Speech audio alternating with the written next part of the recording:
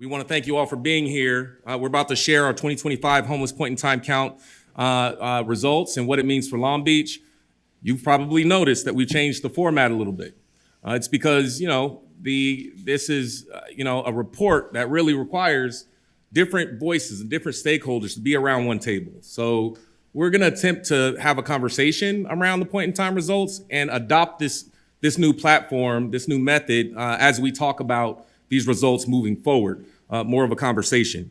Today, the big takeaway is that more people are coming inside. What we see from these results is that the number of unsheltered individuals living in Long Beach has decreased, and the number of sheltered individuals coming inside has increased. So there's a direct relationship of bringing individuals off the street and into shelter. And you're going to hear a little bit about the work to create more shelter in our city over the past few years and where you'll see that relationship take place, bringing people off the streets and into shelter. This shift is not by chance. It's a result of expanding shelter options, opening new facilities, staying focused on bringing people indoors. We're seeing a transition, and that's an encouraging sign. In fact, the data shows a 46.6% increase of the numbers who are experiencing, in the number of people who were experiencing chronic homelessness that found shelter compared to last year.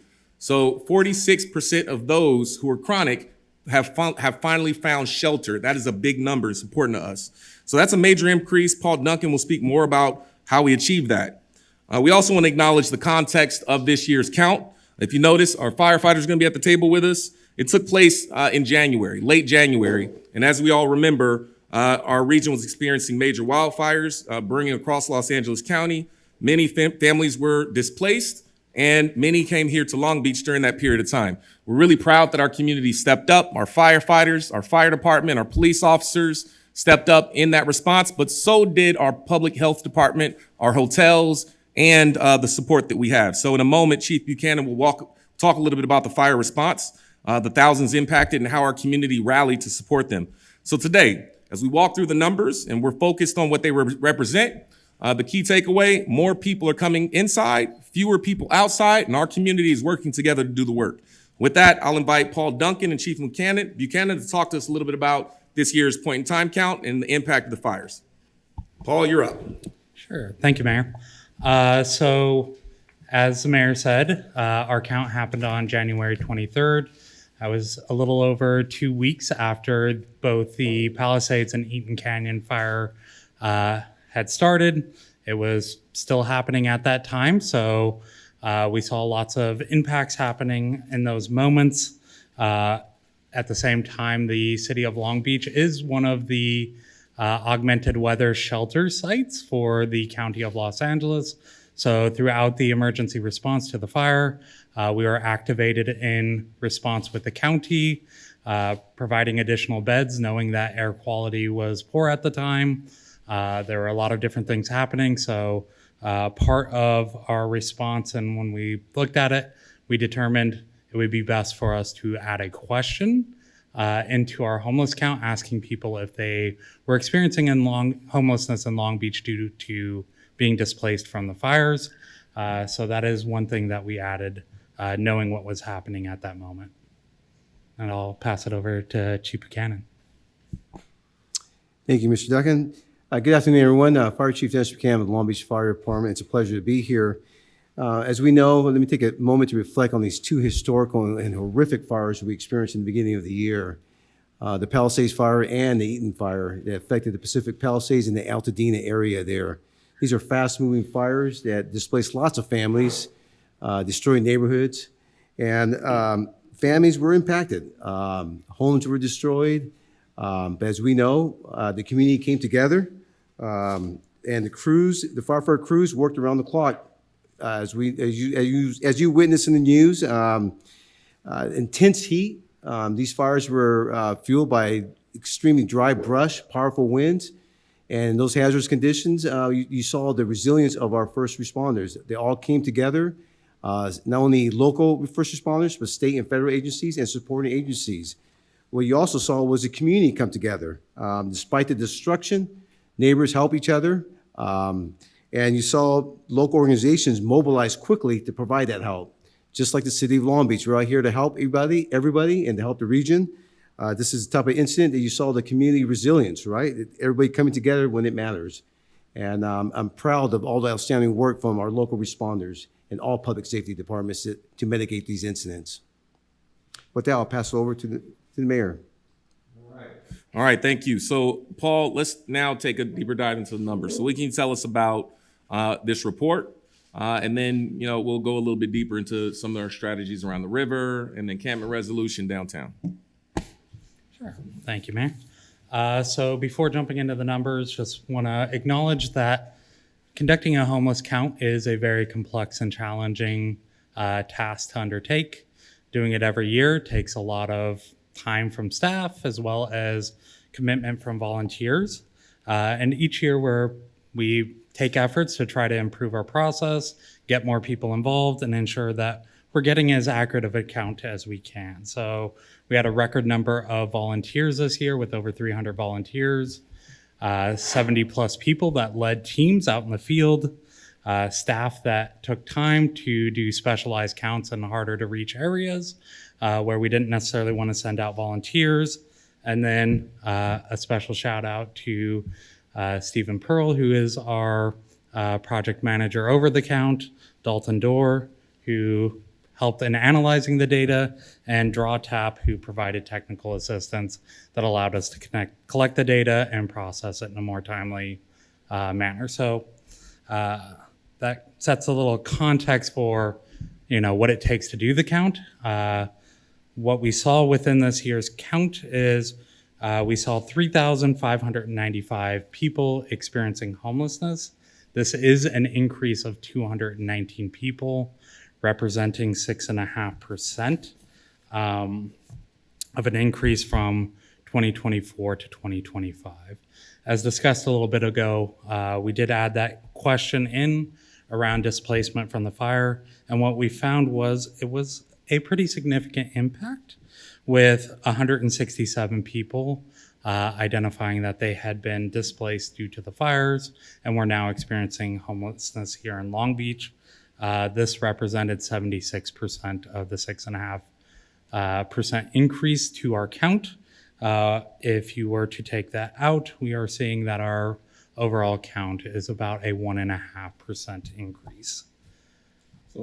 So just quickly, I want to acknowledge those volunteers that came out, those 300 people who came out, because it was poor air quality conditions. But we also want to acknowledge what the chief just said. Thank you so much for acknowledging.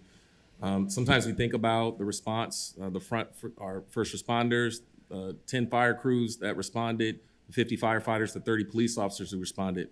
But there was also a response here on the ground in Long Beach in terms of safe parking and some of the resources that were deployed, reduced costs on hotel rooms. And so we want to thank the community for being a part of that effort. So as you go into it, I want you to just take a minute. It says welcome home.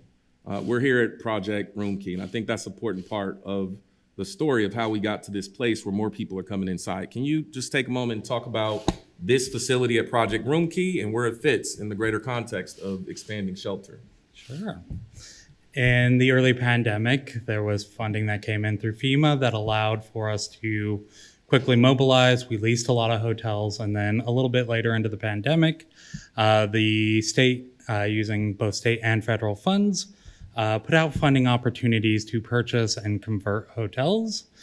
So in 2021, we were able to purchase this hotel and since have converted it into operating as a non-congregate shelter for people. The room that we're now in is newly finished. Really, we were able to bring in some additional funding and convert the site so that it looks more conducive to the operations of a shelter. We have roughly 97 rooms within this facility, and those are prioritized for people that are older adults, as well as those with chronic health conditions, in some cases terminally ill individuals. So this is really a spot for some of our more vulnerable people experiencing homelessness. Before we move on, this was a big year also for the downtown encampment resolution. And so that program is coming to an end. What's our plan around the downtown encampment resolution, the Vagabond Inn, and our plan for the new encampment resolution focused on the LA riverbed? Sure. So the city of Long Beach has now been awarded 3 different rounds of encampment resolution. Our first one focusing on the MacArthur Park area. The one that we're in the middle of within the second round was focused on the downtown area, including Billie Jean King Library and Lincoln Park. As part of that, we master leased the Vagabond Inn, which just wrapped up operations at the end of last week, which was our non-congregate shelter, offering 60 rooms to people. We were able to see a good amount of success within that, wrapping up last week. So over the final month, we had a big push on making sure we had offers and plans for everybody. We saw 20 people move to other non-congregate shelters, as well as motels, including the site itself with open rooms. We had 8 people take up congregate shelter, 16 people move to permanent housing, and then a few other smaller locations, and saw 9 people that unfortunately didn't want to engage in plans and have returned to homelessness, but overall saw the large majority of people find options and move into successful placement. So our next round, which will kick off later this summer, is Encampment Resolution Round 3 funding, focused in on the LA riverbed. We're going to take a similar approach with looking for a hotel or motel that we can lease, providing non-congregate shelter while we engage with people, additional permanent housing resources, including rapid rehousing, prioritization of vouchers, setting aside some rooms at a soon-to-open shelter that we're working on through Project Home Key as well. And then the county will also be prioritizing a number of their non-congregate encampment resolution beds as they turn over here in Long Beach. So those will work together with our goal to get as many people. So we know that it's going to take time, but this will bring resources that will see an immediate impact, not necessarily complete solution, while we focus over the next 2 years on working to get as many people off the LA riverbed as possible. That's great. So I know in just this summer and coming up throughout this year, and we'll talk a little bit about this later with Eric, but I believe we have about 200 more beds coming online that were not available before, including some youth opportunities. So without getting into it too much, how is that going to factor into our strategy to bring people inside? Yeah, one thing that we saw as a positive this year was a reduction in chronic homelessness, as well as an increase in the number of chronically homeless individuals that were sheltered, reflected in our report. So the former Luxury Inn, which is up off 710 and Long Beach Boulevard, will open later this summer as well. That'll provide us 78 additional rooms focused on people that have been chronically homeless.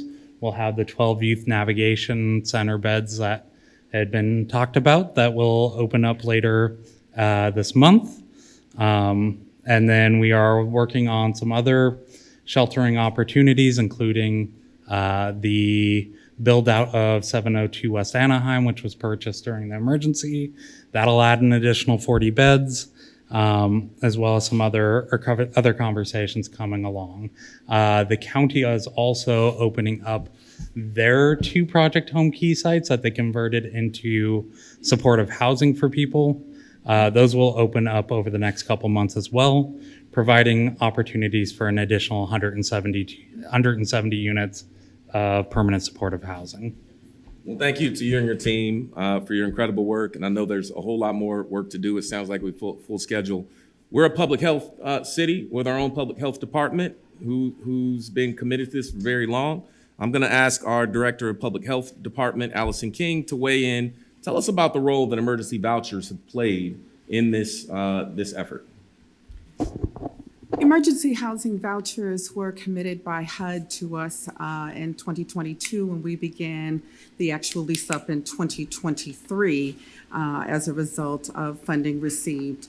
It allowed us to reach out to our most vulnerable and chronically homeless clients.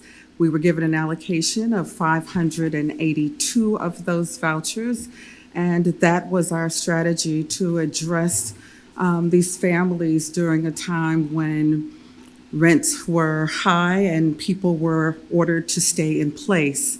Currently, we have about 530 families that still remain on those vouchers at this time. So I know that there are changes federally, and this is a federal program for us. Is this program expected to end prematurely? It is. The original commitment was 10 years. We knew that it was going to be a diminishing allocation because as each person leased up, we did not renew those vouchers, and that was the directive provided. So we expected the numbers to go down, but we were advised several months ago via executive order that the funding would cease as of December 31st of 2025. So we are going to have families who will be at risk of losing the stable housing that they have been provided. So it's my understanding, as the program ends, as people move out of those units, that voucher won't be available for future families. So over time, there will be attrition, and we will have to find new ways to support those individuals who otherwise would have had access to that voucher opportunity. Is that correct? That is absolutely correct. Okay. Those persons will be at risk of losing housing. We have not been given additional funding, and what is being proposed is a 42% reduction in subsidized housing, and we may be able to, extend some for a period, but we have not been promised any additional funding. And that could put those persons at risk, as well as it will slow down our capacity to bring on new people to the program. So this program has been critical for us. I think it's important for our federal representatives to know that we need to keep working at this issue because many families do depend on the emergency voucher program, and is a top priority for us in Long Beach. So I want to go to Dalton. So there's been a lot of talk about our outreach efforts and our prevention strategies and the shelter that we've deployed. And the city of Long Beach has more shelter than it's ever had at any point in its time in its history, with 200 more beds coming online in the coming months. So if we have more shelter and we're doing more outreach, and the data shows that more and more people are coming off the street and coming out of homelessness, then how do we still see a flat amount of homelessness? And hypothetically, if we slowed down the inflow of people becoming homeless, what would that look like? How long would it take to actually eliminate homelessness in our city? Yeah, so I think what you're bringing up is the idea and the notion that homelessness is not simply a year-to-year data point that we're looking at. It is a flow of individuals that are housed and taken out of homelessness, and then individuals who then find themselves in homelessness. And so to answer your question of if no new people became homeless in the city of Long Beach, given our current trend of housing individuals, we would be net zero. We would have no individuals experiencing homelessness within 2 years, given the rate at which we're able to place people in housing. And so, yes, we are bringing more beds online. We're bringing more people off the streets. And I think that's represented in the data that we're showing today. Great. So that's important to note on this chart, homelessness year by year. If no one had become newly homeless, we'd achieve net zero this year, 2025. So this demonstrates, although you do the work of pulling people out of homelessness, we have to place, as a region, just as large of a focus, as great of a focus on prevention and keeping folks from slipping into homelessness. Thank you so much, Dalton.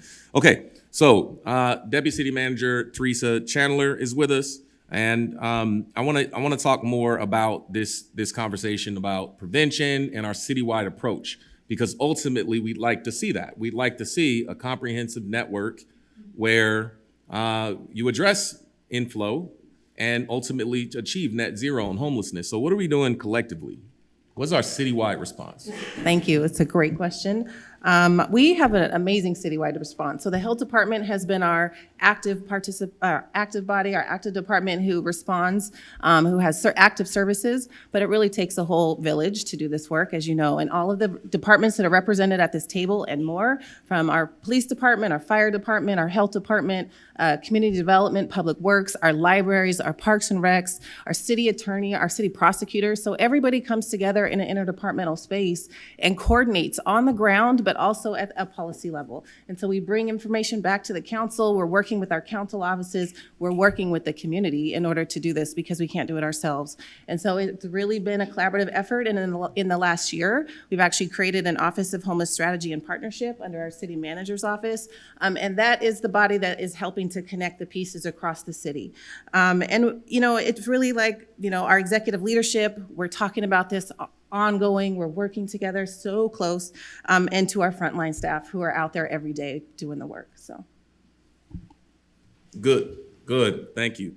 So with all this collaboration and response, why is prevention more important now than ever? Well, prevention saves us money. So if we can keep people in their housing, then we don't have to do all these extra services, right? But we have a really strong net that catches people if they do fall into homelessness, if they do fall into hard times. And we know many families, I've got family members that are one paycheck away from falling into homelessness or falling on hard times. And so we want to make sure that we have that prevention in place. So if we can help people with their rent, if we can help people with their services, if we can connect people to, you know, we look at the social determinants of health, if we can connect people to jobs, to healthcare, to mental health services, to support for addictions, all of those core services, all those things that all of us need to be successful in our lives, then we're going to save a lot of money in the long run, just to keep people in housing, and we just got to have more housing and shelter, right? Absolutely, more housing and shelter. So I'm gonna go back to this side of the table, because what we've done is we've assembled all the people to talk about this topic. So more housing, more shelter. Let's talk to our Director of Community Development Department. How are we doing on affordable housing production here in the city of Long Beach over the past few years? Yeah, so Long Beach is a leader in housing, whether it's affordable housing, market rate housing. We brought hundreds of units of new housing, and that's permanent housing together last year. That's a partnership between Allison and myself and the whole city team to make that happen. That takes money, city money that we invest in those projects, federal money that we invest in those projects, state money, and then housing vouchers that helps make the operation of those. But we're not done. So we're here about the 1700 block of Long Beach Boulevard. If you pop your head out, look down the street, 1400 Long Beach Boulevard. We have a project, more than 100 units, well along the way in construction and coming along. Elsewhere, just here in downtown, 9th and Linden, we have more than 50 units coming soon. Partnership with a local church, builds in their parking lot, allows, a creative reuse of how we're thinking about our town. So whether it's PCH or Pacific or over on Fountain on the east side, all over the city, we're looking at housing opportunities, and those are big signature affordable projects, but we're also just building a lot of housing. So last year we set a record for housing starts, housing units approved, housing units completed. So we're doing great. Long Beach is not an island. We need all our neighbors to do great also, but we're very proud of the work we're doing on housing. And I'm glad you mentioned that last point. We've had record housing starts the last 2 years, and we're going to see another great year this year on housing starts and affordable housing, but it is a regional discussion. I am proud that the region is now addressing affordable housing through La Casa and recently adopted Measure A, and I serve as chair of that LA County Affordable Housing Solutions Agency, so we look forward to making sure all 88 jurisdictions have the technical support and resources they need to build more housing at scale. I'm going to go over here to the police department. So things have changed over the course of the past year. We know that the city of Long Beach, we went through great lengths to really think about grants passed and how we address enforcement and citations on chronic homelessness and safety. We understand there is a nexus here, and in many ways we do have to address accountability and enforcement as well. How's the police department really thought about that balanced approach of ensuring that we do lead and have services to offer, but also address whatever crimes that may take place. Thank you, Mr. Mayor. My name is Mike Solomon. I'm a deputy chief of the Long Beach Police Department. And really, our officers, specifically those officers assigned to the Quality of Life team, work very closely with every city department sitting here at the table. And our main objective is the same as everybody's here, which is to connect people to services. And that's what we work to do day in and day out. But as you mentioned, there is an option for enforcement when it's necessary. When it's necessary. And we do that, officers do that using discretion. And they consider the totality of the circumstances and make a decision based on everything that's in front of them. But again, the objective is really connect people to services because that's really the best outcome for all of us. And how do you connect people to services? How are you integrated into the citywide response? Yeah, so as I mentioned, our Quality of Life team goes out with the health department. We work to work with the multi-service center to explain to these individuals what's available to them, how we can help them, and then we assist the other departments by making that connection. All right, great, thank you. We have our city manager here with us too. Tom, you just had a big presentation at City Council a couple weeks ago about early results after adopting this approach on balancing compassion with our approach to accountability. What are some top lines from that City Council report? Sure thing. So that speaks to the balance. And again, Tom Modica, city manager. That speaks to the balance of both a compassionate approach to homelessness and then also addressing some of the enforcement challenges that we see out there. And so some cities chose to not do anything after grants pass and leave operations at the way they were. And some chose to really go only that direction. We did a balanced approach in the middle. So we lead with compassion. We know there's areas in need. And when we get those calls, we go out and we work those cases and it'll be offering services. But then there's also the enforcement option at the same time. What the data shows is we picked 4 different priority focus areas. Really, these are public spaces where encampments have gotten to a point where it is depriving the public of use of those spaces. And so those were really a focus for us. We citywide over the last year have about 365 different areas where we've had enforcement happen, and about a little less than half happened in those priority focus areas, and the other half happened citywide. So about 53% happened citywide where officers have discretion.